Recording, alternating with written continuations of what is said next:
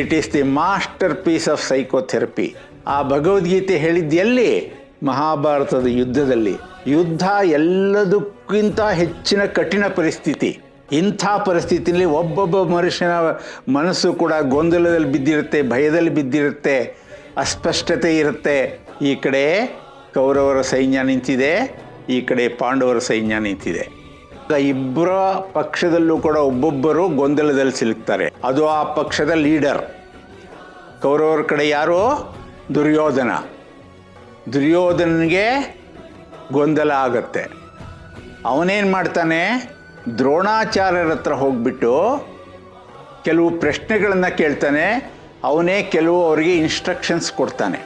ಆಚಾರ್ಯ ಮುಪಸಂಗಮ್ಯ ರಾಜ ವಚನಮಬ್ರವೀತ್. ದ್ರೋಣಾಚಾರ್ಯರ ಹತ್ರ ಹೋಗಿ ಹೇಳ್ದ, ನಮ್ಮ ಸೈನ್ಯ ಅಪರ್ಯಾಪ್ತಂ ತದಸ್ಮಾಕಂ ಬಲಂ ಭೀಷ್ಮಾಭಿರಕ್ಷಿತಂ, ಪರ್ಯಾಪ್ತಂ ತ್ವಿದಮೇದೇಶಾಂ ಬಲಂ ಭೀಮಾಭಿರಕ್ಷಿತಂ. ಆ ಕಡೆ ಭೀಮನ ರಕ್ಷಣೆಯಲ್ಲಿ ಸಣ್ಣ ಸೈನ್ಯ, ಭೀಷ್ಮನ ರಕ್ಷಣೆಯಲ್ಲಿ ಅಗಾಧವಾದ ಸೈನ್ಯ ಅಂಥೇಳಿ ದ್ರೋಣಾಚಾರ್ಯರ ಹತ್ರ ಅವನು ಪ್ರಶ್ನೆ ಮಾಡಲಿಕ್ಕೆ ಪ್ರಾರಂಭ ಮಾಡ್ತಾನೆ.